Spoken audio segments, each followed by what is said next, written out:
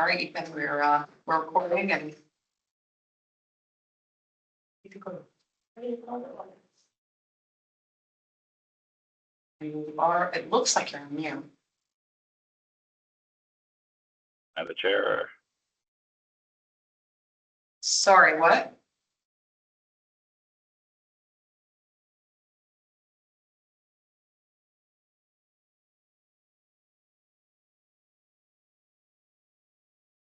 Ethan, can you hear us? Because you're on mute again.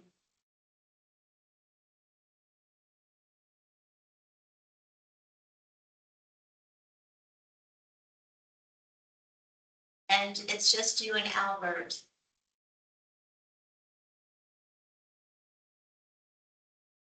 Albert, do you want a chair or should I? You should, because you're an officer. I'm just an Okay. at-large. And I usually the protocol is go down the officer roster, so you're in charge. Okay. How are we gonna get a second then? Yes. Yes, I can second. Call the meeting to order 9:07. Get a motion for approval of the agenda. Approve. I guess I'll second that.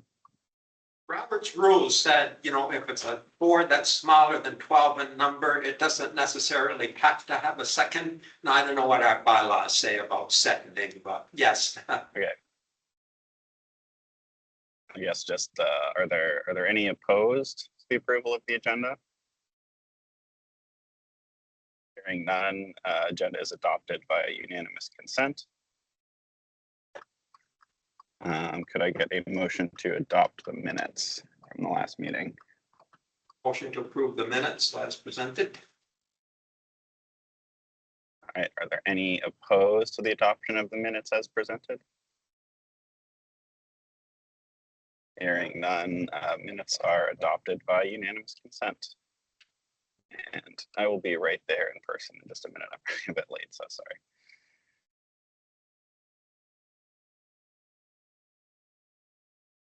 But hand it over to you, Jade. Are you at the door, you said? Yeah, I'm just showing up now. Okay. I had a few issues at home that delayed me, so my apologies. Okay. But I'm here digitally, so you can go ahead. Get ready. Jade went to go meet you at the door. Okay. Maybe we should re-record this.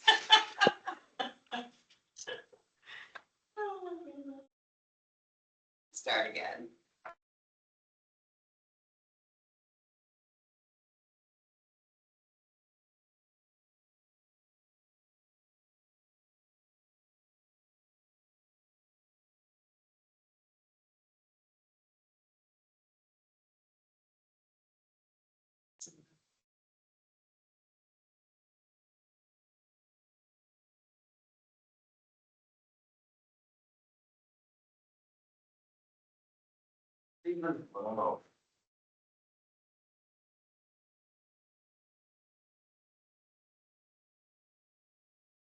So,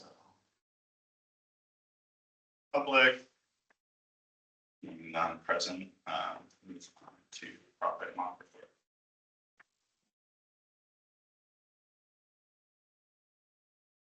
I hadn't done the stretch here. These are the actual numbers are through May 31st. We have finished May at negative 94,000 net income. We still have the month of June to go, but we do pretty good. We obviously we're out of state money as we always are this time of year. We're out of OPT money as we always are this time of year. We still have money to cover us for the federal part of the grants.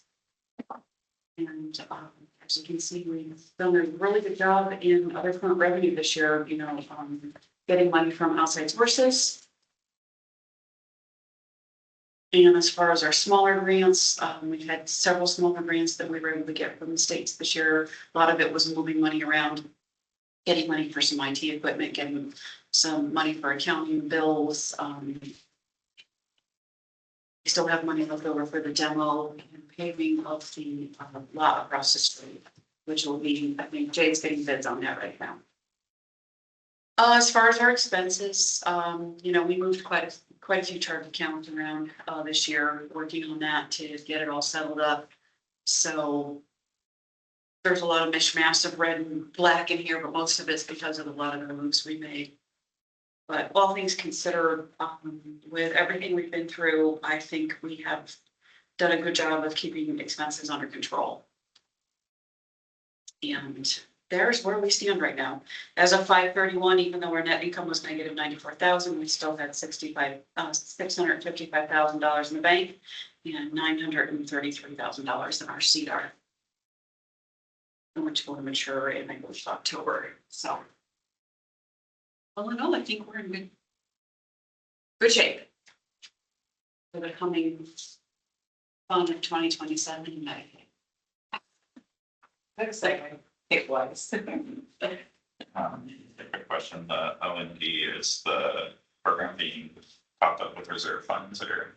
Yes. Yes. Yeah, we've committed committed to everything we've committed to, like group trips and other things that had already been scheduled, so. And we're definitely seeing an uptick in the expense because most of the group trips happen at the end of the fiscal year. And so we're expecting to put out of reserves about 180,000 into the program. As of July, we'll be using a completely different cost allocation system that's going to be statewide. That Steve Ball, I'm sure you guys have heard of it before. He's redesigning it. We're on the list right now. We just got our cost allocation, so we're kind of hoping that the allocation is going to divvy up things a little more to maybe help our OND not be as much overhead applied to it as it is now, and maybe it will save us a little of the grant fund over the year. So enable us to continue servicing the community as well as we are right now. I didn't see it on here, but I just wanted to give a little update on fairs. We started fairs last Wednesday. We opened up the transit station, transit center for, I can't get away from the fact that I used to work at a transfer station. Sorry, I'm getting there. We opened up the transit center in June to sell passes. We did about $11,000 in passes. We're collecting about an average of about $500 to $600 a day on the buses. And I think we sold about $11,000 in passes in the last few days. And a lot of that was Killington bought a big hunk of them. So seems to be going very well. Gloria, one of our drivers, as you know, took over. She decided to she used to do this before. She stopped being a driver. She went into the transit center. She's doing a fantastic job. We are using a new credit card system down there called Converge, which is great for us because they automatically charge the service fee to the people buying the passes. So it's a free service for us to use. It's just one day at a time. Slowly we learn things, we move on, and we learn more things. So it's actually, all in all, I think it's been going very well. Very well. That's Gloria Doobie. Yeah, she's been great. So she's also, because obviously she has some free time down here, she's also becoming our backup scheduler.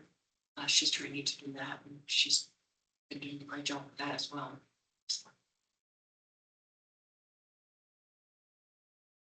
I'd say, since we're on this, I was thinking fairs were other business, but Oh, sorry, I just, yes, it's on it. I would say some of the biggest hurdles we had during the rollout of it was actually in our new queue ride scheduling system with ADA and the capturing of those expenses. But Stephen Bell, again, the creator of 4D, was able to put buttons in. So we're actually capturing all of the trips based on how somebody's getting on the bus with either passes and what kind of pass they are, et cetera, et cetera. So we're going to have a really, really rich data set at the end of each quarter based on that. I would say Converge also, the way that we're utilizing it, it captures the passes again. So we're really seeing a lot of veterans ride our bus and just these different, these different passes and how they relate to our communities. It's really fascinating. But very interesting capture. I think to share it. Yeah, let's see that. Well, quarterly results are. Yeah. Anything else? I just want to comment, okay, and I have in the past, you know, when you look at that on the net income side of -94, and you look at, you know, other revenue, and that's, again, because of the staff, we're somewhat 300,000 over budgeted. You know, just that effort certainly paid off, because that -94 certainly could be 3 times that number without your, you know, efforts. Yeah, definitely. Watching it unfold has been nail biting edge of seat. So it's like, how are we doing? How are we doing? And O&D has been kind of that blind spot that we ended up, but when we looked at the last couple of years, like in Christie's report that she did, we are really seeing a spend of almost 200,000 extra every year. So we really need $850,000 for that program. What were we, do you remember what we were supplied this year? Was it 650? 625 or 650 with the new budget. Did we ever get the capital, by the way? Yes. I'm sorry, I don't know why that came to my head. It's like I haven't seen it. Okay, yeah, we, you know, we were conservative in our budget for next year and, but they came pretty much in line with what we asked for, except for we was a little lower than we would have liked. But They usually onward and come upward. out in mid-year. Yeah. So they see where everybody's lining up and then they shift around the funds at that point. It should be. The fairs are gonna help. Yeah, fairs are gonna help fill some of those gaps. And just, if we're on fairs and that's okay, another piece of that is, organizations definitely reached out with vouchers. And so we definitely have a moderately robust voucher program starting there. I reached out to Castleton through Bailey and have a meeting tomorrow. And then I also met yesterday with CCP. At this time, they said that after COVID, they ended up going mostly remote. So they don't think that they're gonna have many folks from the college who are gonna need some sort of program based around their potential ridership. So Doesn't have classrooms downtown anymore, right? But they take them, I think they had residents, it has residents, but those have been converted to apartments. Yeah, that was the. so that's another thing to. Move on from the campus to the. So that's gone, and, yeah, you know. well, this is CCP though, so CCP. Oh, sorry, I always get those two confused. So I did suggest maybe they just wanted to do vouchers. They didn't want to say no, but they didn't want to jump into anything ever. So I'm expecting to hear back from them. And like I said, sending employees, so we're taking employee IDs this, oh no, we're doing passes this summer, and then we'll be capturing IDs this winter. So. I've seen anything from the medical center. No, it's the, like, Yeah. No, not yet. Oh, yes, actually, yes. They bought 25, they're buying day passes, so they bought 25 day passes to be able to give to people. Yes. Is that for patients or place? For patients, and they'll be doing that as soon as they run out, they'll come down and get more. So they're going to be providing one-way trips. I think I'm for something. Yeah.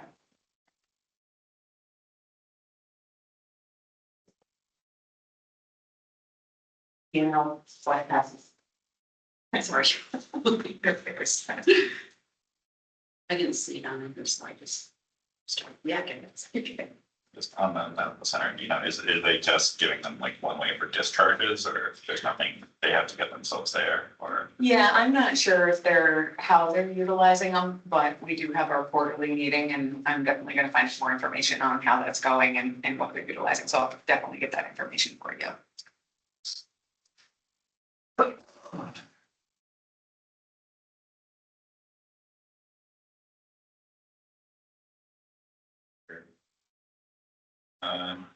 Additional dates under the profit and loss report. line? No, we just have a lot of changes going on between the for 2027 with the cost allocation. HBSS is very tied into the financials because we use a lot of those numbers of our pages for where funds are gonna go. And we did some time studies, and also there's probably a good chance we're gonna be switching over to a new accounting system called Sage. Which is, I think the state is sort of pushing us a statewide. I think the state's, the state's whole goal here is to get everybody doing things the same way, which is important. We've all had different accounting systems, we all had different track it, it's just been crazy. So they're finally coming to the, conclusion that, yeah, it's really good idea if people are on the same page. The other thing we're gonna be doing is Bamboo.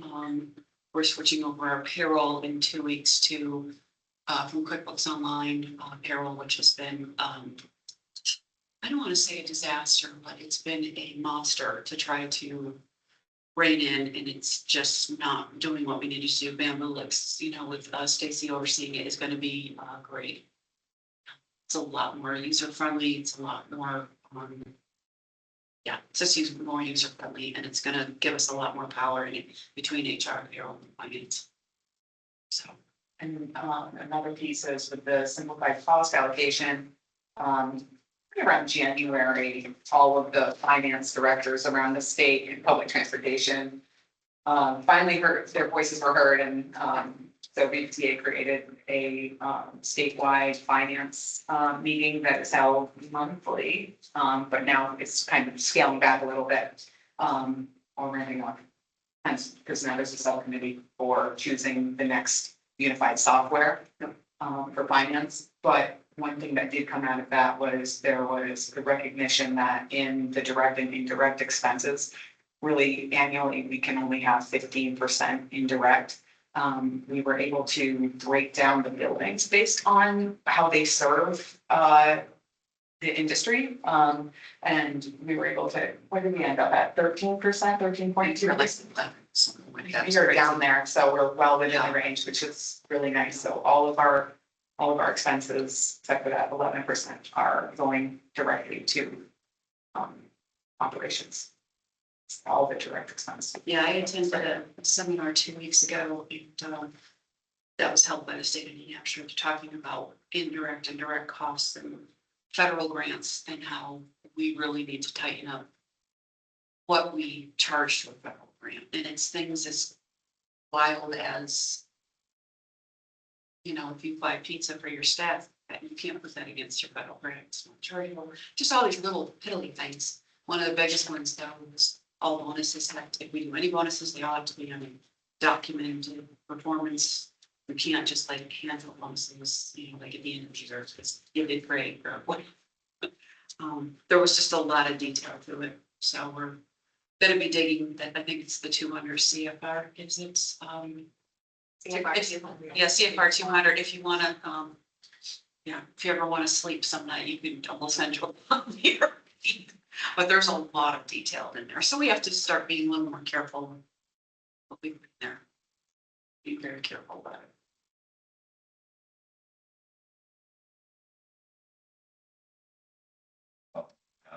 If there's anything else, I think you can move on to Medicaid subcontractor updates.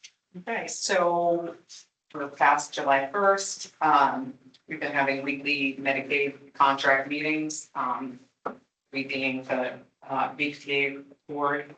And basically, they did decide to go for fee for service, so we're leaving the PMPW structure. But I think I shared this last time, the same issues are there, that none of the programs are built in the new software. So, or the reporting structures are built in the new software. So, DEVA, the Department of Vermont Health Access, because we're getting you those acronym lists, chose to agree to continue providing the PNPW rate until as late as October if necessary, with a 50% buyback repayment. So it's like they're paying us like a loan rather than us having to go out and get a line of credit. And they're doing this for all the providers up until October while we get our reporting in place, so we will be doing no billing. But at that point, it'll be then a payback of 50%, and then they're gonna have a balloon date on it. So that's very helpful. It was very generous, for lack of a better word. So we're happy to see that. It looks like we're going to be well funded through this new structure. And I think it would be helpful to review that at one of the board meetings once it's all set in place and just bring the board through, the full board through the new structure of people service. Since PMPW was so fun to understand. So that's basically it with Medicaid, that it looks like we're gonna be able to continue getting our payments. And so that diverted that issue of not having that weekly income. So, yeah.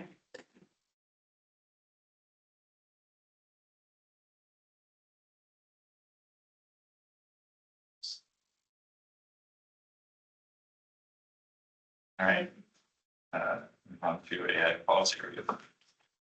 So, we identified that there is a need to have a policy regarding AI usage and artificial intelligence being what it is.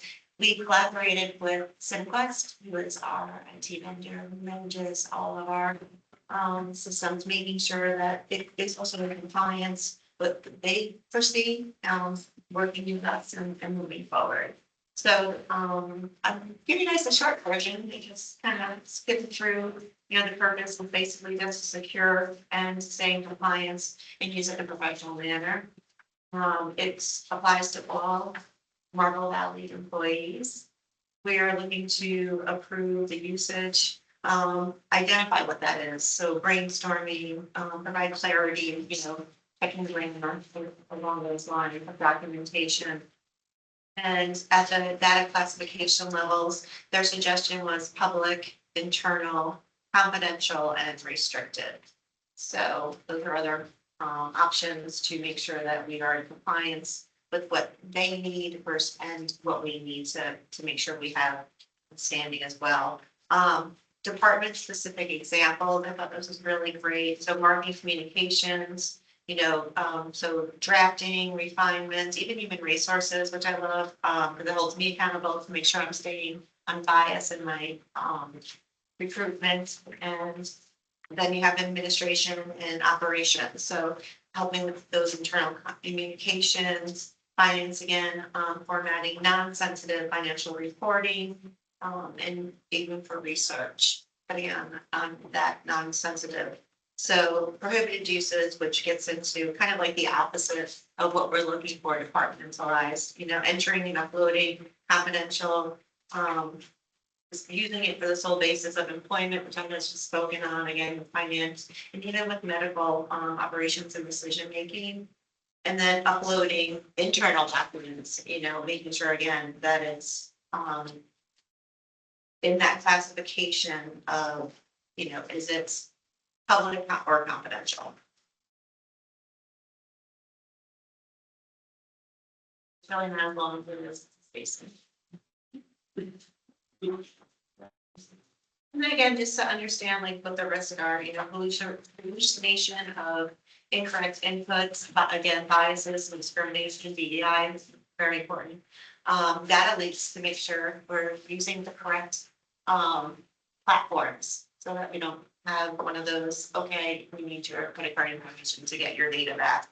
So I think this is just a strong outline. I love the language in it as well personally. So if there is any other questions kind of like in regards to the usage pieces, what platforms, what departments can and the approval process, we would like to get into, and I'm going to take some of Patty's money. We want to also suggest some training and oversight for our employees. Some of us actually, because we are working with them, I'm gonna work at a discount, but they did manage some they did suggest some trainings.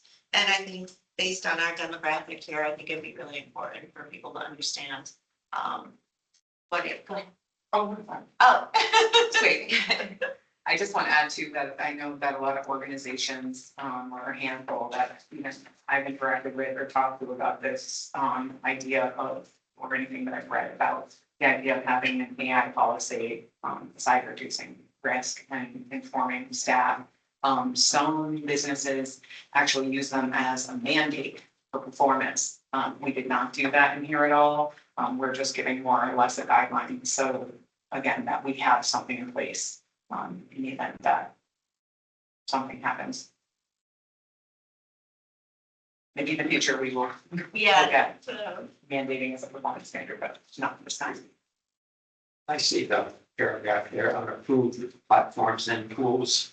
Doesn't everything use AI now? You know, that's, Pretty much does. yeah, how would you know if, because that last sentence in that paragraph, yeah, unapproved or personal AI tools, for work-related activities is not permitted, but isn't everything approved or does the staff, of course, this kind of says the staff has to approve it, right? well, So it's like you can Google something, just ask a question and it the has first one that AI comes built up is into it now. AI built into it, so. And we're allowing that platform, so that's okay. So every Q ride has a level, that we have a GSE, which is an automation, but a human looks it over and makes sure that it's correct. It's that we're providing all these tools. They have the computer, that has the parameters around it, what they can open up and can't open up. So everything at work they can use.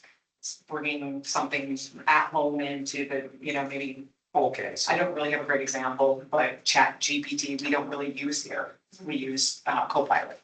so the employee can just assume this is Marble Valley's equipment. Yes. I can use that and I don't have to worry. Through our network. and- Yes. Yeah, exactly. Yeah, Tyler in marketing made a very valid point Yes, on he this, because every system that he goes into another system. So it's to create like an actual list would be, from here to infinity. Yes. Yeah, And it's powerful.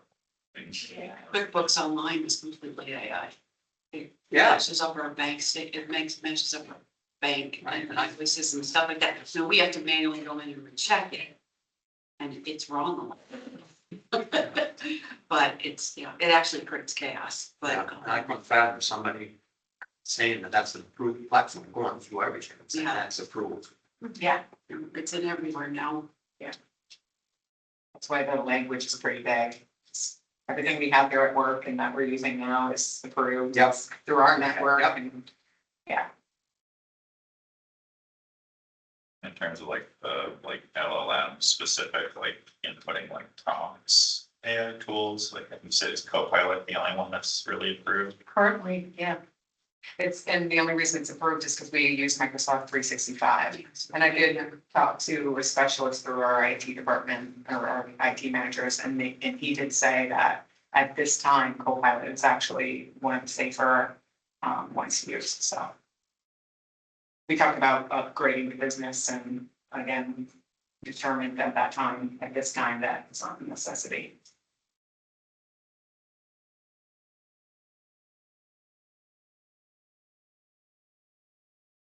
It's true. So they're any interesting use cases you found, of more standard, in social media copy or pushing out a PowerPoint.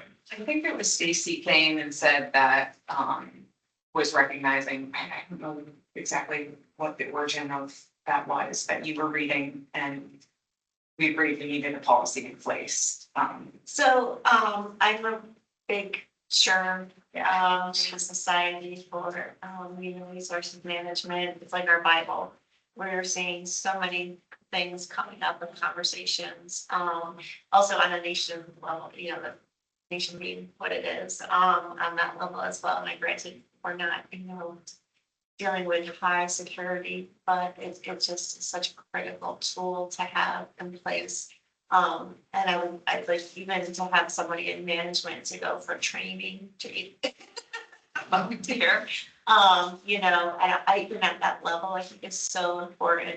AI, like you had mentioned, AI is everywhere, everyone's using it, and it's not to replace our thoughts. It's, I'm the first one to say, I will drag it all together and throw it into AI to format it, to see what it should look like. And there's been times where well, no, I don't like it that way, I'm gonna put it back to that way. But to have that option to play with a second set of eyes, it's just really critical to know.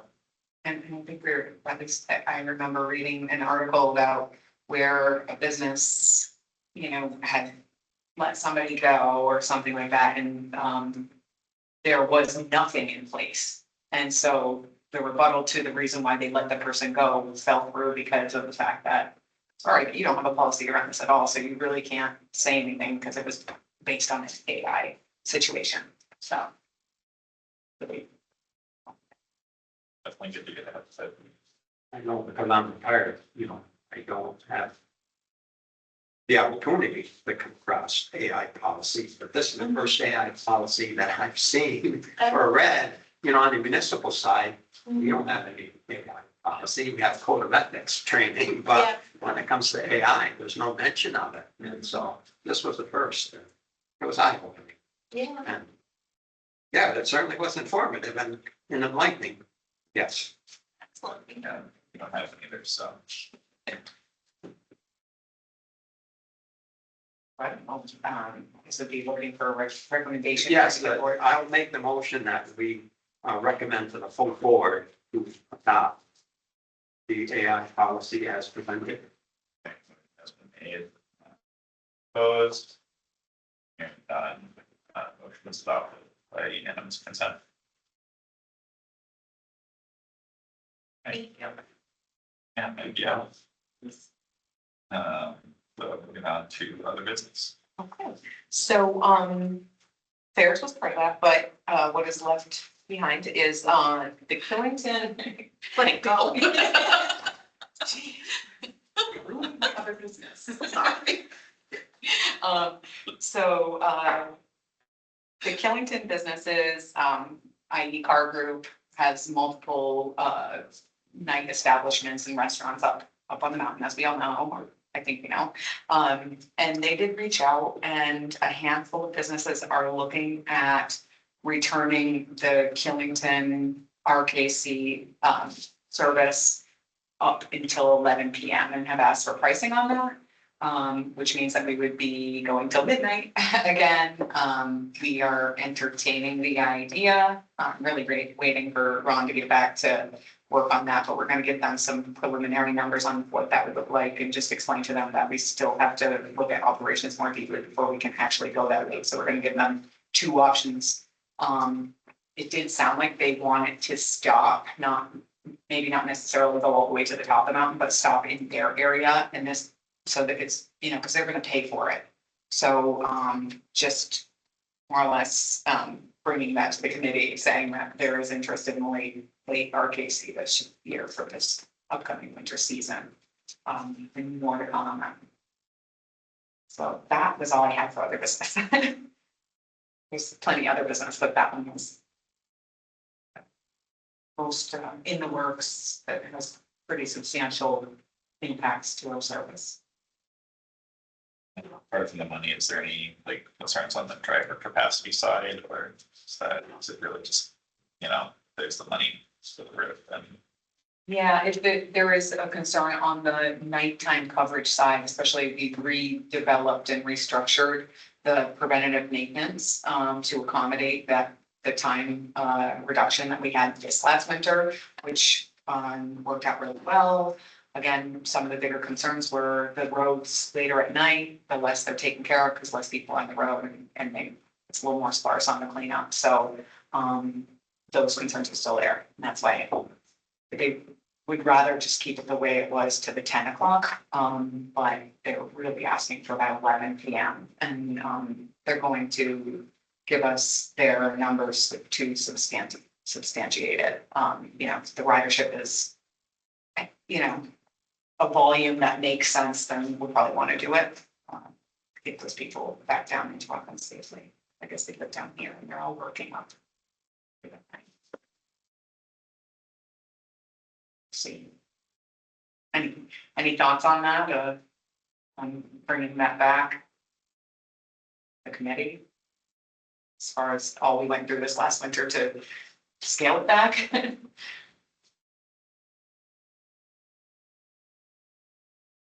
You have a little bit more about the operation. Yeah. More to come on this because they just reached out last Wednesday. Tuesday, so I told them we'd have one more information to them by the end of this week. So we'll see, and then hopefully Ron will be back in a couple weeks and we'll be able to look at it a little more closely alongside Benny. See where we can return, but I do know that the capacity for drivers, there is an expectation that our seasonal drivers are coming back. We haven't heard anything different, so. I think our driver resources are there.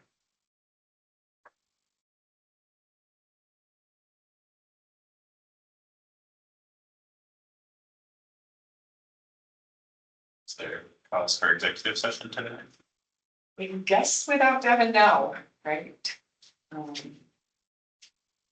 Yeah, just be to inform. We've already talked about, are there any developments that are, No, any developments. Alright. So, I mean, we could go for a moment and I can give where it is right now. I think the only new developments was more options. We can talk about briefly. This is not much to it. It's up to you. You want to go into executive session? I think that I have no idea.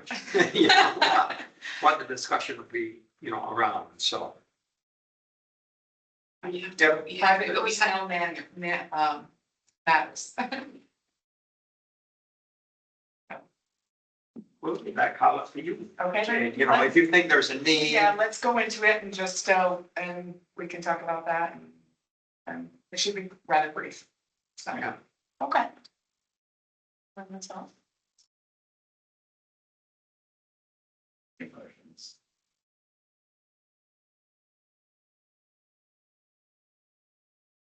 Yeah.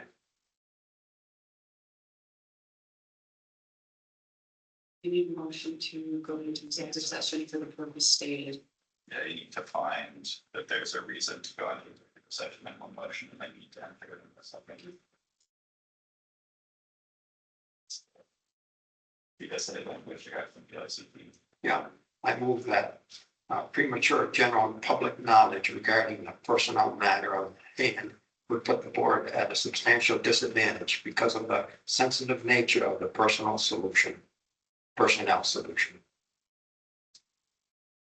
Any opposed? Stopped it. I move that we enter into executive session inclusive of the Board of Supervisors to discuss the personnel matter under provision of Title I, Section 3(1)(a), 1(a) of the Vermont statutes. And I don't know who you want to be in attendance.